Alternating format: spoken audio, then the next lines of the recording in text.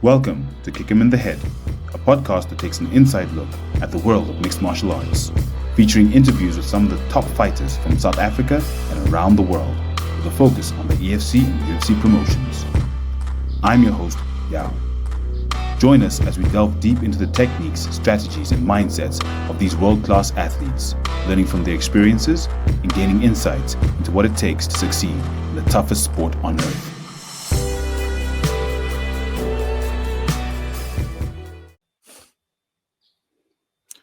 Shaheed. How are you today? I'm good, man. Wow. We have a I'm jam-packed show as always. Yep. Still reeling from 107, I'm sure. I'm still tired, man. The way Gift jumped over me while I was filming over the cage. I've still got that excitement, still got that energy. I don't even know what to do with myself. I could hardly sleep. I can hardly stay awake. I don't know what I am right now. You're just alive living for the next day. So I think let's get straight into it. EFC 107 last week Thursday was phenomenal. Like you said, at the end, title fight, you had the new champion jumping over your head into the crowd. If you guys want to check it out, go check it out on our Instagram.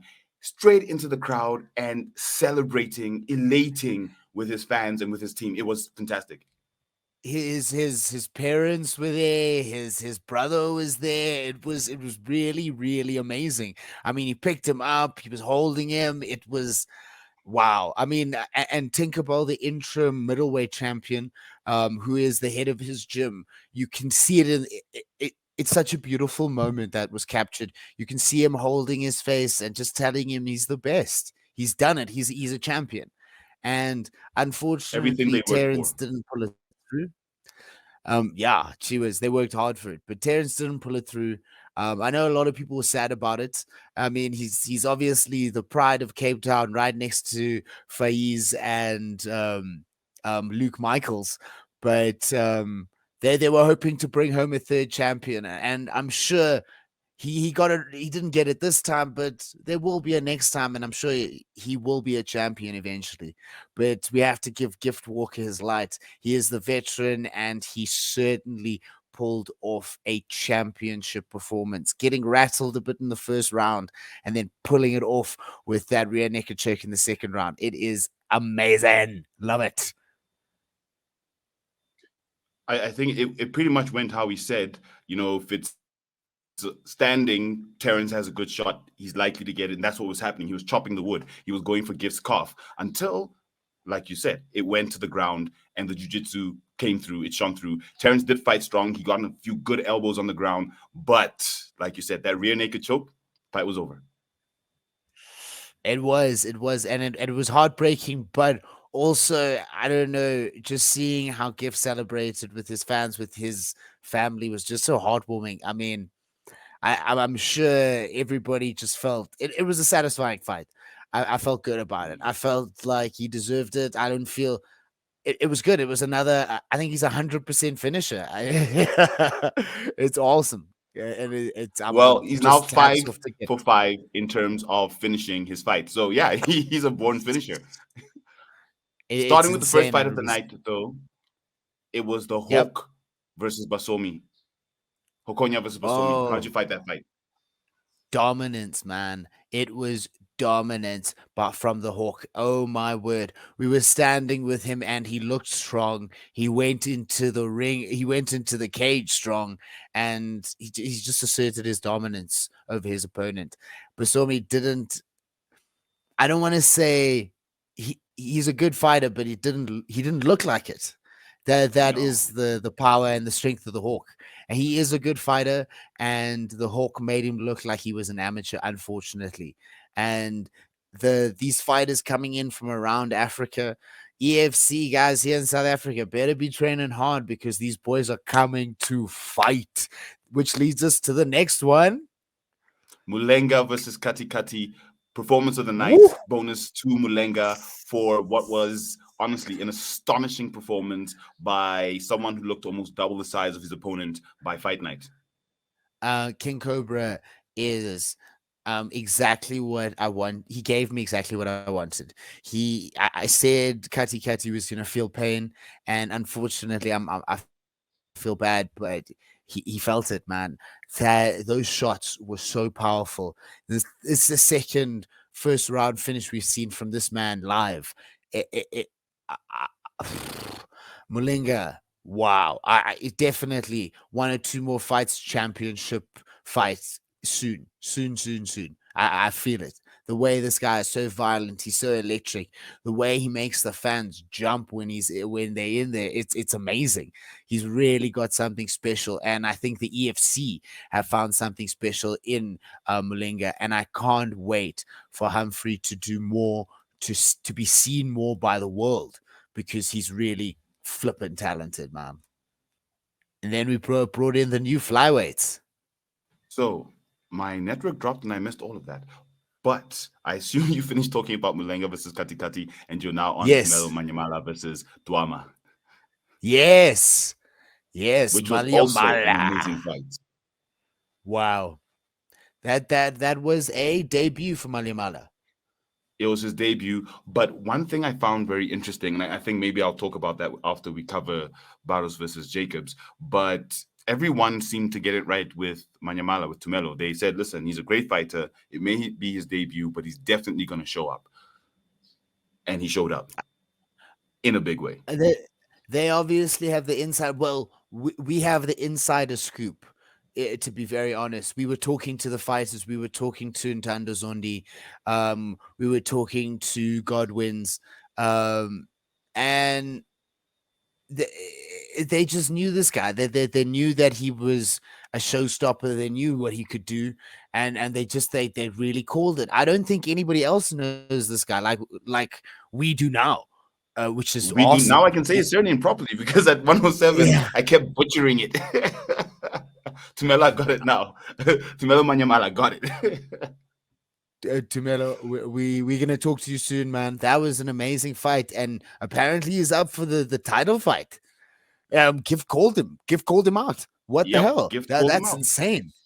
So yeah, I mean And that's crazy. First fight and Gift calls him out, but Graham Carmel, the matchmaker, did say, it's gonna be tricky because he had some other fights planned. So we'll see if that one pans out, if it actually happens. But yeah, I mean that's how good his performance was. He's actually already being called out by the champion. mm, and some spicy things happening there, but we have to talk about the legend first. The return of Oh, the troublemaker, oh, oh Faiz my Jacobs word!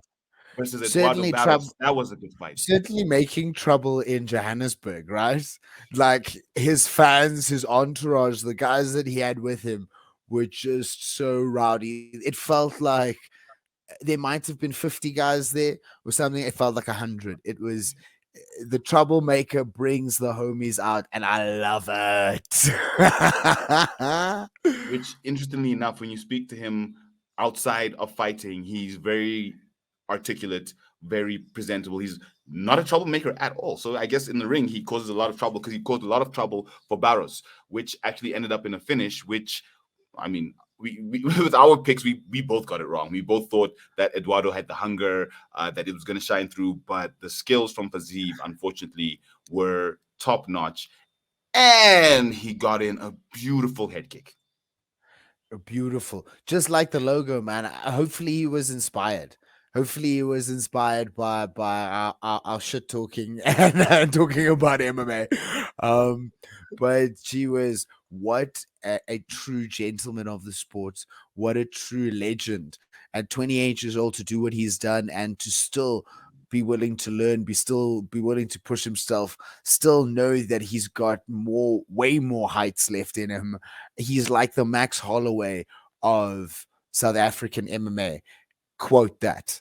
Faiz Jacobs is the Max Holloway of South African MMA. Thank you very much. Said it here first. This is where you heard it And first. it was a true honor to speak to him. It was a true honor to hear him and actually get to know him as a person. I don't think people get to know him, and it would be lovely to chat more to him. It was just such an amazing chat. Wow. Yeah, I'm sure Right? we'll be chatting to him on the podcast soon. Yeah, guys, if you want to meet someone great, a great fighter, Faiz Jacobs. Jeez, just shake his hand, man. He's not scary at all. He's not scary. He's so cool. He's so He's cool. not troublesome. But one thing that I also found interesting in terms of the picks, Dricus du Plessis, as we all know, middleweight UFC #2. Unless things don't go that way, next in line for the title shot, he got the picks right as well. He did a world sports betting pick, and he picked all the fighters who won on the main card, which, I mean, phenomenal. Same thing as you said, the Zulu Warrior and Ntando Zondi. He also picked 100%. So I think we should start going with fighters' picks because clearly they know what they're talking about. Hey, man. The best thing about fighting and betting is winners know when to stop. You know what I'm saying? when you're winning enough as a fighter, you gotta stop sometimes. And I think the same is true with betting. But The yes, next definitely, thing, man. the next thing that happened, we still haven't reviewed. We're talking about it now because we have 293 coming up. Was UFC Fight Night. Actually, you know what? Let's do that one next. Let's first talk about Brave. There was also Brave 74, same evening as we were Wow. at EFC 107. There was Brave 74, and there was one fight specifically that we were looking out for, which was Liza Kubanza versus Levi Carriel. However, the fight did not happen. Kubanza had to pull out Oh. with an injury, so unfortunately he canceled. But That sucks. In his cancellation, we got an equally amazing head kick win. Levi Carriel, Yes. second round, knocked out his opponent from Kazakhstan with a phenomenal roundhouse head kick. Was it roundhouse? No, what was it? I can't remember, but a head kick. And I was like, you know what? Fine, Lisa didn't fight, but hey, head kick. Kick him in the head. I was screaming that this morning when I saw it. It's amazing. At least Kubanza didn't get kicked in the head. You know what I mean? It would have been bittersweet because we love a good head kick, but hey, it's hard to Not see to one African of our fighters go favorite down. fighters. Someone who was a Exactly, fighter in of the week. Brave. No, not to them. Exactly, man. No, but we did see a title change hands. It was Lucas Martins versus I think it was Dijon. Wait. Am I was watching I? Kubanza and he didn't fight, so I didn't bother with the rest of the card. There was a title fight on the card. Since we're going to be talking about Brave a bit more, I think yes, you're quite right. At Brave 74, there was a title fight. No, it wasn't. It was Dijon versus Martins, a lightweight bout between Dijon and Martins. Oh, it wasn't a title. It wasn't a title, but Martins. Gee whiz, guys! I think it's time to start watching Brave a bit more. Wow, the ruthless striking that ensued, insane first round finish. First round finish is always bittersweet, man. You always want to see a bit more, but if you get lucky enough to see one live, it's insane. We've been seeing them at the EFC because I mean, like we've been saying, the level of fights are just going higher and higher. And in Brave, wow, guys, the level of fights that are happening out there are insane. It also happened in France, so that was an awesome fight. And going into their MMA, they also got UFC Paris. So what happened there? Yeah, tell me, my man. I mean, you had Brave 74 happening just on Thursday in Nantes in France, and you also then have now UFC 293 happening in Paris, France. And I think as we spoke about last week, just up until 3 years ago, Paris. MMA was illegal in France, and now suddenly you've got UFC Paris and Brave in Nantes. I mean, phenomenal for the French. But yeah, UFC Paris was an amazing fight night. Gon versus Spivak. Gon showed why he is the Max Holloway of the heavyweight division by putting Spivak out and convincingly so. Right. It's scary when you look at the size of this dude and you see him move. It's gee whiz, man. It and then you saw what John Jones did to him. Wow. Puts it into perspective. A lot into perspective. Like, who's gonna challenge? Does Miocic have a fight?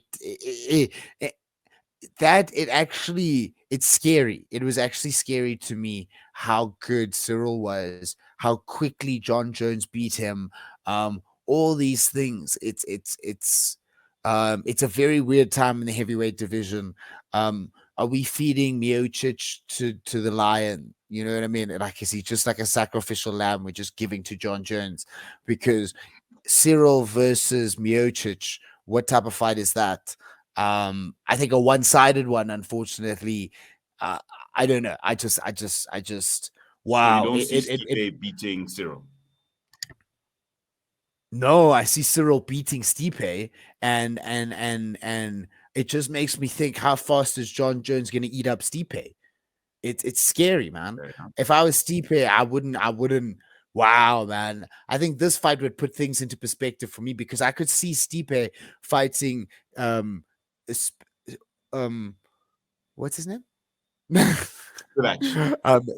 Spivak. Spivak. I could see him fighting Spivak. Sergey Spivak. Um I could see it. Sorry, Sergey. My bad.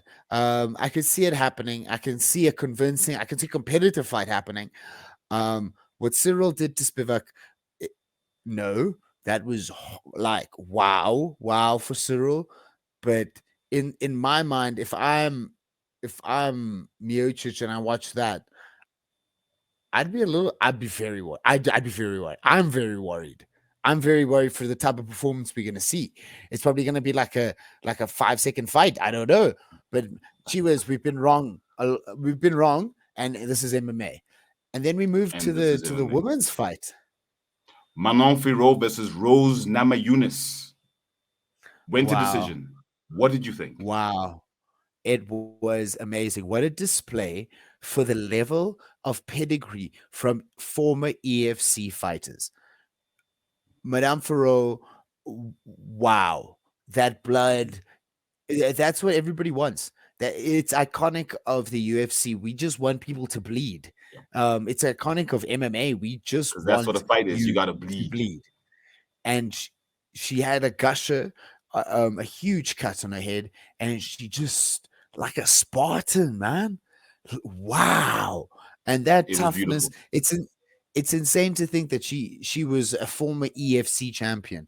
I think that puts it into perspective, the type of athletes that come out of the EFC. We've had Soldier Boy, we have had Don Madge, we've had BK Little Giant, we've had Drickus and Cameron and all these other amazing fighters. And this is the pedigree. And she just highlighted how tough the EFC fighters actually are. Now that's very What a true. what a That's very true. I, It iconic performance.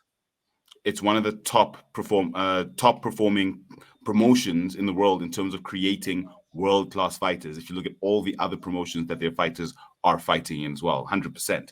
One thing that we're hoping is that Manon can capture the title and bring it home. I imagine that because she's French. That Hey, happen. hey, no, but we've seen Luke Rockhold in the EFC.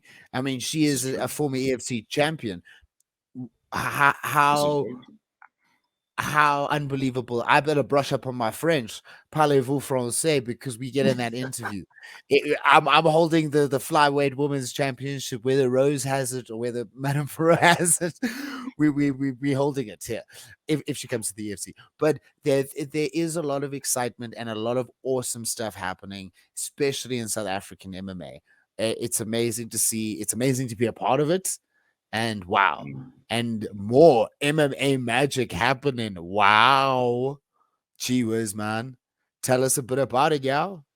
UFC 293 tonight. Oh my goodness, so excited. I mean, Adesanya versus Strickland, with all the trash talk that's been going on, things about Adesanya having a dog bestiality fetish. It's been crazy. Like, Strickland's been having a field day. He's even started a brand called Cancel Me. Yes, as you can hear in my voice, I am suddenly a little bit of a Sean Strickland fan. Yeah. Unfortunate, but it I is. think I think everybody is. I think everybody is. That brash attitude. Somebody commented, even if he loses, he's still more popular than Israel. Unfortunately, I don't know what's happening in Israel's um popularity situation. It doesn't look like he's having fun anymore. it's like, did you see what happened with Cape at the press conference? This little midget's trying to call me out. I forgot about that. Yes, What? he had a little Wow. scrap with Manel Cape, who threw a bottle of water at At a prospective. France. Exactly, Kai And France, who obviously is yeah. Israel's teammate. So that just makes it beautifully dramatic. Yeah, and apparently, Cape and him are gonna. Cape, man, wow, throwing a bottle Ridiculous. at Kai France. What? And then that situation between him and Israel. Oh my word! Until Strickland is like, listen, leave the little man alone. Your fight's not there. Tai Tuivasa sitting there in the middle, looking all. He's Calm like, you down, know what to guys. do. He's like, what? You know, when Tai Tuivasa has to be the voice of reason, you know that things are going dramatically like I mean, in a horrible direction. Horrible direction. Like, wow, guys.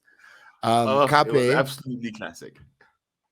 punching way above his weight class, and Israel's energy, like I think Israel from a couple of years ago would have laughed at him and said, "Come out, I'll take you outside and like finish you off," Make sort you of thing. You my know, like a something. yeah, yeah. And the Israel, it's almost like he took him seriously.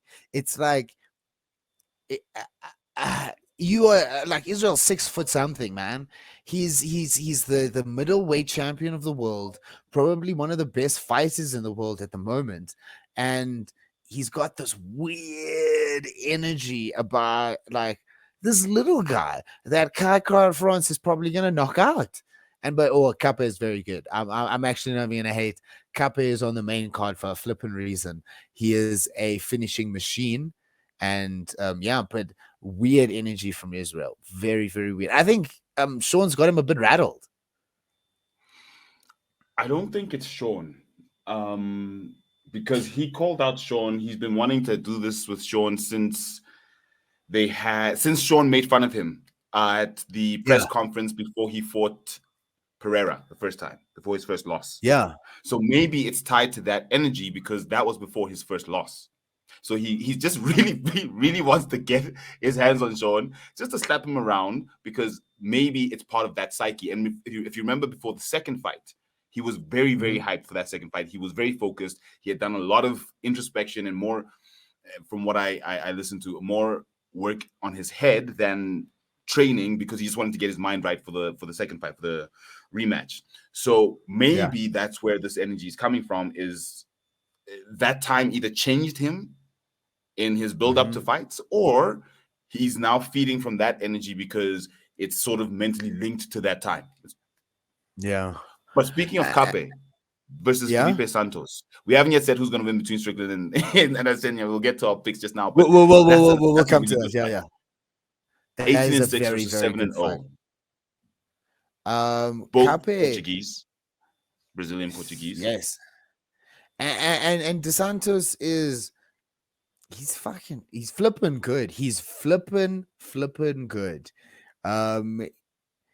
It's gonna be a good fight. This whole card is actually amazing. There's even a Zimbabwean fighter, Michael Diamond, in the early prelims, welterweight. I haven't heard of him. I can't wait to see what he's done. He's one win, one loss. He's a welterweight. I love African fighters. I love guys from Zimbabwe, and it's awesome to have a Nigerian fighter being the champion, and then have Zimbabwean fighters come in, have Somalian fighters come in. It's really awesome to see. So maybe he's somebody to look out for. Blood Diamond. So yes, it's Mike Mateta, and he's fighting against Charles Ratke. Or Ratk. Cool. Early prelims. Yeah, that's going to be an interesting fight to see how he progresses. Like you said, seeing more Africans in the UFC is always something that's very positive, because it means that there's a good breeding ground for fighters here in Africa. Yes. There's two fights on the prelim card I just want to talk about quickly. It's Jack Jenkins specifically and Jamie Mullarkey specifically, because he's been a social media sensation after his last fight, and Jack Jenkins because Well, same thing, social media. There's this clip of him explaining how he won a fight based on information he got from a random DM on Twitter. And since then, I've been a fan. So I'm looking forward to those two fights on the prelim card. But just quickly on Felipe Dos Santos, he's 22, coming in to fight in the fight before the co-main event of UFC 293. How do you think that impacts him, his career, and where do you think he is mentally now? Because that's a big fight. Do you know what? Do you know what the beautiful thing is? Is that he's had the mentorship. He's seen people like himself do it. John Jones was a champion at what, 24, 20, 20, what, Yeah, 24? 22, 23, somewhere there as well. Yeah. Yeah, I mean, maybe 2022, but he was the youngest UFC champion in the history of being champion. I think I might have my statistics wrong, but for young men in the UFC, especially from Portugal to Brazil, they've got so many fighters to look up to. They've got people telling them, they've got these structures around them that tell them how to act, how to be, how to mentally prepare. And I think these youngsters coming in have such to be 22, to have a 7-0 record, to be in the UFC on the main card. It's just a testament to working hard. It's a testament to knowing what you want and actually not being phased by the bright lights. You're just there to fight. I believe, and it's a credit to him as a fighter. It's beautiful. That's quite true. I think let's go through the picks for 293. Israel's, let's start at the bottom. Tyson Pedro, which is going to be a fun fight, versus Anton Turkalj. Pick. I'm gonna have to go Tyson Pedro. Tyson. Because of the tattoos, and he's basically in home ground territory. He's from New Zealand. They're fighting in Australia. Anton's from Sweden. Exactly. Okay. Justin Tafa versus Austin Lane. Justin. Exactly. Do you know what? We've seen it. We've spoken about it. There is a hometown advantage always. New Zealand, Australia, it's basically, hey guys, I don't want to say it's the same place, but it's very close to one another. They've got awesome relationships. These guys are training with one another all the time. So being able to have it on home ground territory is always an advantage. And as people have said before with Dan Hooker, Australian judges and New Zealand judges love their people. I think if he didn't have the broken hand or arm, he definitely, and orbital, he'd definitely be on this card. Oh, definitely, man. Yo, I love that guy. Manel Capa, yes, I'm gonna go with Tafa. Santos. You're gonna go with Tafa. Felipe Dos Santos, Manel Capa. Cape. I'm gonna have to go with Cape because he's got that big dog, small dog energy. We didn't talk about Tai Shuivasa much, but he's fighting a legend in Volkov. So where do you think it's going to go? How do you think that's going to go down? This is going to be a defining moment for Tuivasa. He's either going to show he's ready to be in the big leagues for real, or he's going to like show he needs more time on the drawing board, because Volkov is a killer. He's one of the best strikers in the UFC in the heavyweight division. I think if he wins, him and Cyril are going for number one contender. And then if Tuivasa wins, it's going to be more of the same. Wait, are you saying if Volkov wins, it's him versus Cyril, or if Tuivasa wins? Yes. Okay. I'm saying if Volkov wins, Volkov definitely has a number one contender fight in his future. If Tuivasa wins, it's just then we're gonna have to look at more. We're gonna have to see if what happens with Stipe and John, how quick John beats Stipe, and then we're gonna have to decide if we want Tuivasa to. We're gonna decide if we want to feed John like a fatty meal. You know what I mean? Like a good old mac and cheese, you know what I'm saying? Because But how? But Ty is too. Unfortunately for me, he's too low right now in rankings to be No, but anywhere we don't close care to about rankings, right? title. Well, that's quite true. Dana White has been very clear that it's not about rankings. It's just that I don't think he's had enough fights in between when he lost to Cyril, and Yeah. he's only this is going to be his first one. He's going to have another That, one, at least another one, before he can be anywhere close to a title shot. do you think so? I think if he wins, he might get a title shot. But and it depends on how convincingly he wins. But if Volkov wins, Volkov number one contender I would say with Cyril. Tuivasa Aspinall. Cyril. I would say Tuivasa Aspinall, and then Tuivasa Aspinall maybe fights the winner of Jones versus. Because remember, the heavyweight division top six is decent guys. So that's the whole thing. If you're too nice, people forget about you. Aspinall hasn't said anything in a long time, and he was so nice when John in his last fight when he won, and then John was like, nice win" or something like that, and then I forgot about him. I'm so sorry, Tom. I'm so sorry. Cuss somebody out, call somebody a little bitch, and then I'll remember you, bro. Please come on, Tom. We can't be so nice. The only person that can be nice is Stephen Wonderboy Thompson. Sorry. He needs to be more vocal. And then, okay, Curtis Blades, or maybe Tuivasa versus Blades. Ooh, yes, that would be awesome. That would be awesome. That would actually be awesome. Or heck, even someone lower like Jelton Almeida, because he needs two convincing wins for for a title shot. Okay, let's see how our UFC maths works. If he wins, we're gonna have our UFC maths is gonna be tested. I think he's gonna be able to call for the title. I think or he's gonna call out Tom. I forgot about Tom. I'm so sorry, Tom. Or he's gonna call out Tom. Yeah. So and then that will lead to. And then there's Pavlovich. That's the thing. Then there's Pavlovich, who's on a wrecking course right now. He is literally destroying everyone. So there's quite a bit happening at the top of the heavyweight division for John Jones to have options. But we don't want John to eat potatoes too much. Because that's the thing. We need. Yeah, but I mean, Pavlovich is 18-1. He's definitely got the next title shot, no question. Okay, cool. Gee whiz, it's actually really entertaining thinking about that division. It's beautiful. It is.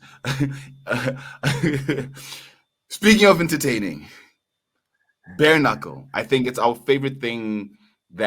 If you think about it, it's not MMA, but it's our favorite MMA segue that we always have to go into. Bare knuckle is here in South Africa. The current EFC women's strawweight G.I. Jess has now signed with BYB for her to go into bare knuckle. And from what she said, she's going to bare knuckle because literally she just wants to go and have some fun. Wow. That's one way to have some fun, man, is to go for a bare knuckle fight, right? Have a couple of beers, get in there and just have a bare knuckle fight. No. Well, what did P.D. Coxon say? You can't get charges filed against you. You can't go to prison. Of course, because we had a chat with P.D. Coxon as well, who fought bare knuckle last week Friday, and he said it was one of the best experiences he's ever had in his entire life. Fighting experience. That was a second round TKO, and that is insane. So, guys, don't ever underestimate a little bit of an older fighter in any regard, in any way, shape, or form, man, because you will find out the hard way. P.D. Coxon will knock you the truck out. Don't play with that man.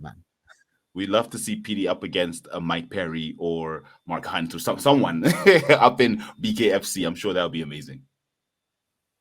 What? Yeah, let him go. I don't think he's going there. You want to keep him local? Want him. We want him on the card. I would love to see him on a BKFC card. I'd love to see our fighters, because we have to just remember how high level Michael Perry is.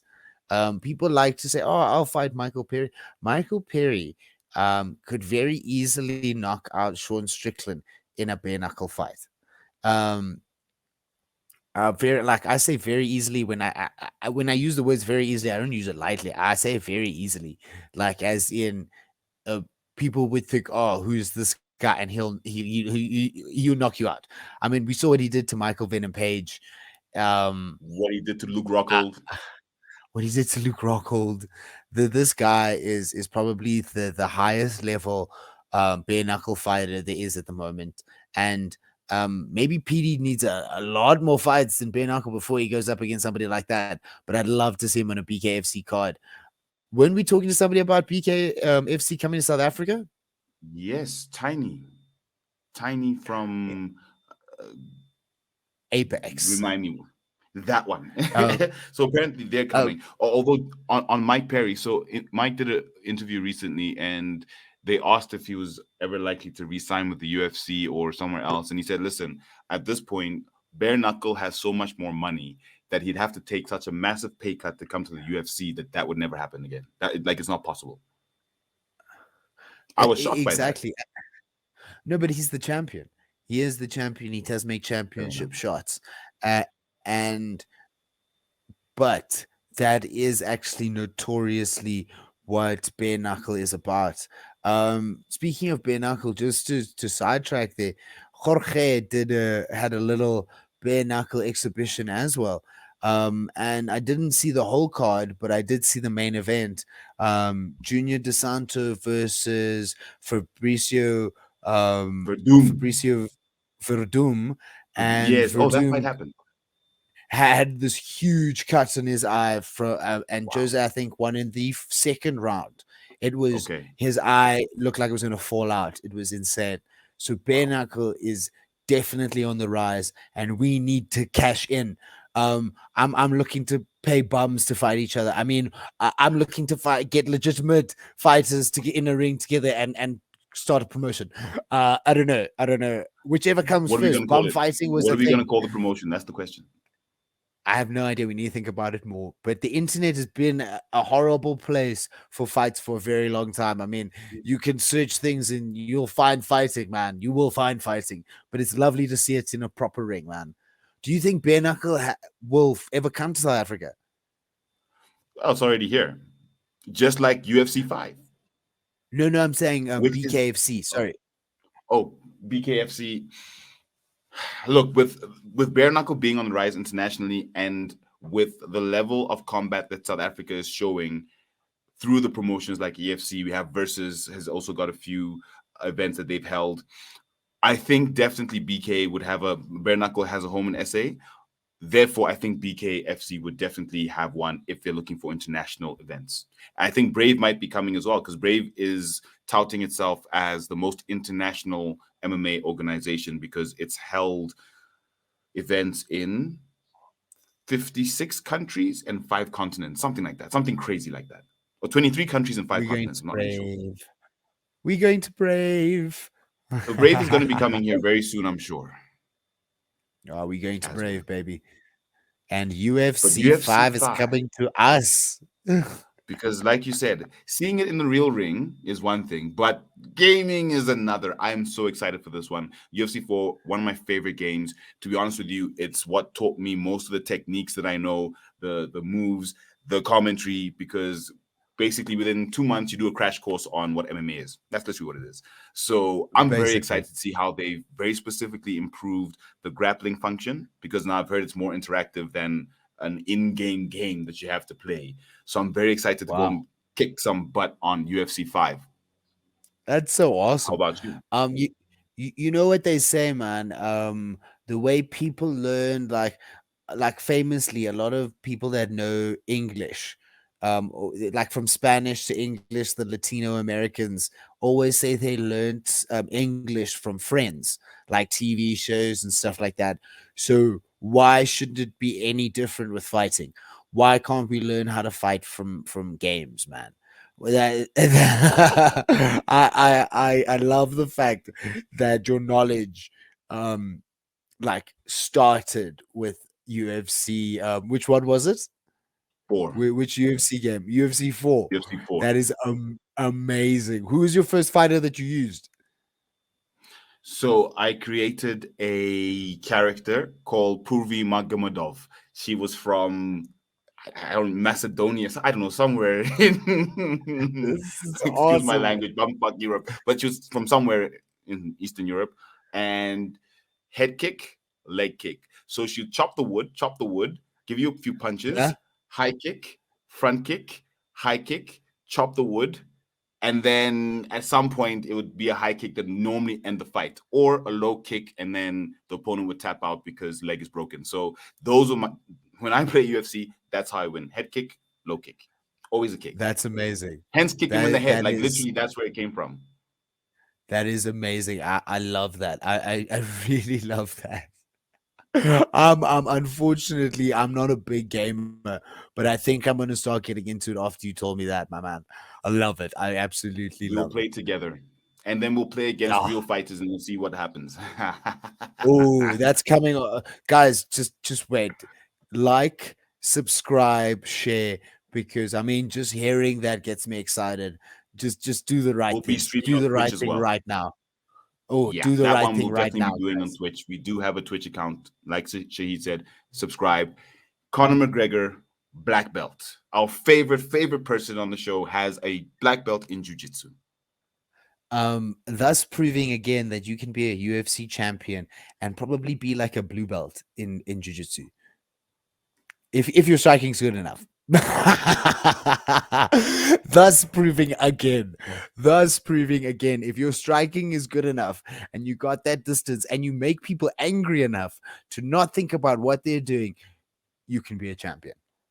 Take a leaf And from Connor's book, everybody. I think personally, I'm excited because now he's got more to boast about and more to be the C word about. And for me, that makes me happy because I love a-hole Conor McGregor. He's lots of fun. You got to, and I mean, somebody that's famously that isn't a black belt that's a champion is Israel. So, and I mean, we know how much love Conor has for Israel. So it's just like another thing that they're just like on the same wavelength about, just kicking people in the head, and no need to choke anybody. No need to choke anybody. Be as violent as possible, right? Until you become the GOAT. Our GOAT, my GOAT, one of my GOATs, DJ Demetrius Johnson, Mighty Mouse, has just won a Jiu-Jitsu World Championship. And I mean, for me, once you become, and I know it's more of a one championship sort of philosophy to have multi-sport champions, but this is not just multi-sport, this is multi-sport, multi-organization champion. So for me, Mighty Mouse, I mean, this is phenomenal for me. It's just Mighty Mouse being Mighty Mouse, man. It's this is what he does. This is literally what he does. When he was at the height of his UFC career, he left. This man is awesome. He is so humble, so cool. His persona, his analyzation of things is brilliant. And to think that he had only ever competed in a jiu-jitsu tournament. This was his first one. It's his first ever jiu-jitsu tournament. First, he was wrestling. I don't know if he went to the Olympics, but I know he's a championship wrestler. And this is his first ever jiu-jitsu competition, and he brings home gold. He's a world champion now. It's just awesome. Demetrius Johnson being Demetrius Johnson. Love it. Yeah, no, he completely like solidified himself as the GOAT. Although some people disagree simply because of his size and how not as competitive that weight class is as your bigger weight classes, but still, I mean, what he's done has been phenomenal or is phenomenal. That's a conversation we need to have. We need to have a goat conversation. And I think, like you said, you can have multiple goats. You can have multiple goats, man. It doesn't have to be tied to one. Yeah, definitely not. You can have different goats for different reason. Like for a lot of people, Conor is the mouth goat, bro. On the mic, there's nobody better than Conor on cook. I mean, Conor in his prime. Sorry, I mean Conor in his prime. Nobody better on the mic.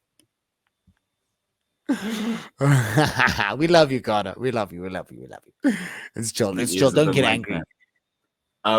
Or get angry and post about us. That would be awesome. That would actually be awesome. You know what I mean? So I think being our favorite fighter, we definitely love for him to post about us one way or the other. But don't you feel that energy? Don't you feel it's that time?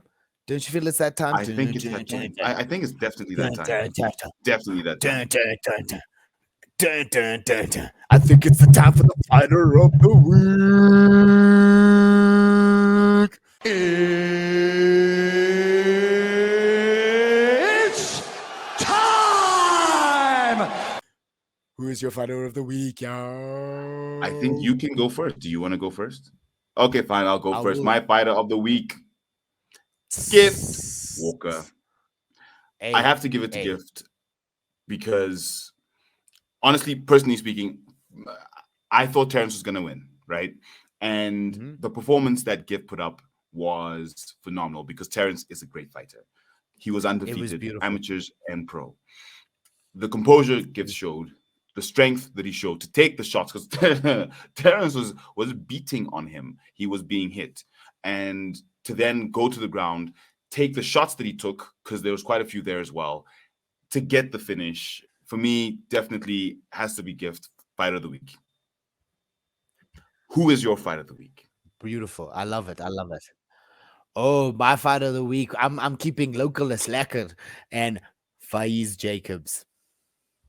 The troublemaker.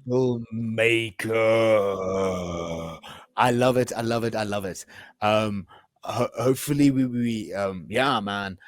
We need to speak to this man more. He is honestly, after speaking to him, he's gonna be my fighter of the week for a couple of weeks, man.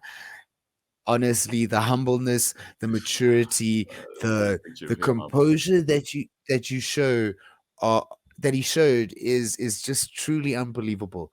I love speaking to him. I love feeling his star power, hearing his knowledge, and to see and feel that he is probably gonna come back and probably give his best EFC fights and hopefully international fights in the UFC ever. Sorry about that. I think it's going to be. See, that's how excited I am. My mic is even like it's jumping here. I think it's going to be beautiful, and I think we're going to see the rise of the troublemaker, and he's going to go make some trouble internationally very, very soon. I think so too. I think just a quick mention from me to Gaugelo Musiala. Him, I want to send a special congratulations to, because I doubted the heck out of him. Like, I won't lie, like I was dogging him the entire week. Like, this guy, what's he gonna do? But why is he even fighting? Wow. But the performance that he put on, I was awestruck. He was so skilled, and Intena is no. I got his number. I had to get his number so that we can chat to him, bring him on the podcast. We can talk about how he felt getting beaten by Terrence and how he put on one of the most dominant performances of the whole night. It was amazing. Wow. Between him and the Hawk, I mean, they were literally just playing with their opponent. It was crazy. So just a special shout out to him, because I doubted him the whole night. I felt that, actually. Thank you for mentioning that. Yeah. But isn't that the beautiful thing about MMA is that you can never call it, and you can always, like, there's always room for that to say, nah, I didn't know, man. And it's beautiful. It's probably the best place to be proven wrong in such an awesome fashion. Well done, Gaugelo. Well done. So with these amazing fights that we've been watching, I think, and we spoke to someone who echoed the sentiment at the last event, the quality of the fights is improving considerably. Yes. Each event, the fighters seem to be getting better and seem to be putting more in each fight. And definitely hats off, not just to the promoter, not just to the matchmaker, but also to the fighters. One interesting thing, obviously, is that right now, and I think this is what we're talking about as a general topic today, is what do you think the impact is, or do you think that the improvement in all of these skills has anything to do with the sudden spotlight on the EFC because of all our either champions or former fighters going out and doing big things? I think we did speak about this a little bit on the night, but you could feel the energy. You could feel when Drickus was there the last time for the last title fight, there was a different sort of energy. And I do think that the international MMA space is deeply affecting us in very positive ways and very negative ways as well. Is that like we look at a fighter like Nick. And Nick was the bantamweight champion. Um, and he I think it was mentioned that maybe it wasn't the right time for him to vacate the bantamweight title and move over internationally. We did speak about this with Graham as well. This we have to know Yes, when we the have an right episode time. with Grain Carmel. Don't forget to watch that one. It was amazing interaction, finding out about which fighters are coming up. I mean, but sorry, keep going. No, yeah, man. That's exactly it. We had this awesome conversation with Graham Carmel. Please watch it, guys. And he was speaking about, unfortunately, the weakness of the rand to the dollar to the foreign currencies, and fighters are getting persuaded by that a lot. And I think that is probably the negative impact, is that we get guys going over there seeing big money and thinking, oh, I can do it, I can fight, and then all of a sudden you're away from home. And Graham said it all. But you're away from home, and it's not a favorable situation. But yes, you're making money, but is it enough? Is it good for your career? And then the positive is that guys are actually getting there. Guys are actually going out there and making the mistakes so that we can see how to do it and how we can get our guys there more efficiently and actually winning. Your fight of the week, we had a chat with him, and he actually said when he went for one international event, the treatment was so shocking that it was practically a miracle that he even got to fight, to the point where he had to be called out of the toilet, or he was in the toilet. He was look at me giving TMI of someone's personal, but basically, Hey he was in the man, bathroom. He came out the bathroom, and they're like, "We're waiting for you. Your fight's now." And he's like, "But I didn't it's even know time what to time the fight. fight is." So you're quite right. Going international, the money might be there, but the not having the home ground advantage, or not necessarily being welcomed by the promotion because you're just a filler fighter to make their fighters look better or to give their fighters a fight, can be very difficult. And that's not a perspective that's normally considered when fighters look at international promotions or international fights. Even if you look at Temba Gorimbo, who had to go to the UFC, if he didn't win that first fight, he was going to be in a little bit of trouble, because he had to win that fight to pay off basically all the debts he had incurred to be able to go there and fight. So it is quite a thing to consider, to go overseas and fight, or go outside of your local promotion and fight, unless you've got a certain level of pedigree. I'm not sure about that part, You but okay. definitely no pedigree. I think is the right word because it is a game. It isn't straightforward. It isn't. I mean, we've seen it with people like O'Malley. If people like you, they like you. I mean, the amount of times that Dana White has said Drickus and Cameron's name is ridiculous. They obviously have a sweet spot for these two guys in particular, and that's brilliant. That is the window for the rest of the South African fighters. And that is going to be the best way for us to move forward and move into the international space.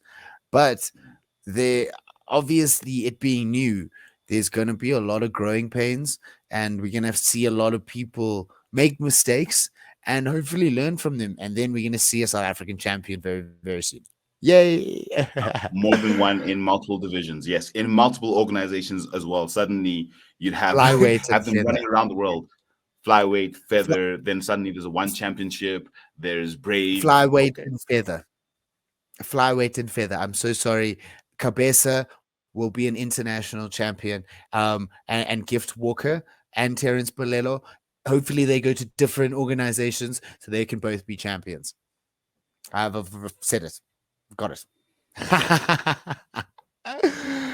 But yeah, it's that special time when they again. become when they become champions, I'm sure the one thing they definitely love to do is kick hunger in the head.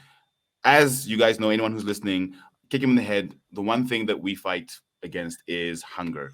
because no one should go hungry. And a lot of fighters who fight for their families, fight for livelihoods to feed their families. So, and after that amazing week of fights and this amazing fight night coming, Adesanya Strickland, Shahid, Full Metal Shariz Roberts. What's the best way to finish a fight?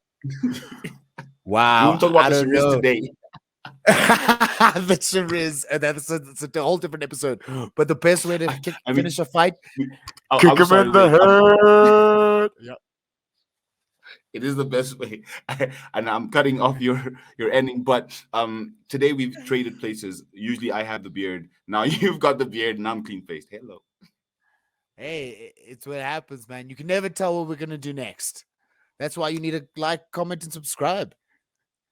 So thanks to everyone for listening. Don't forget to like, comment, and subscribe at Headkickpod on all platforms. Find us YouTube, Instagram, Twitter, Spotify.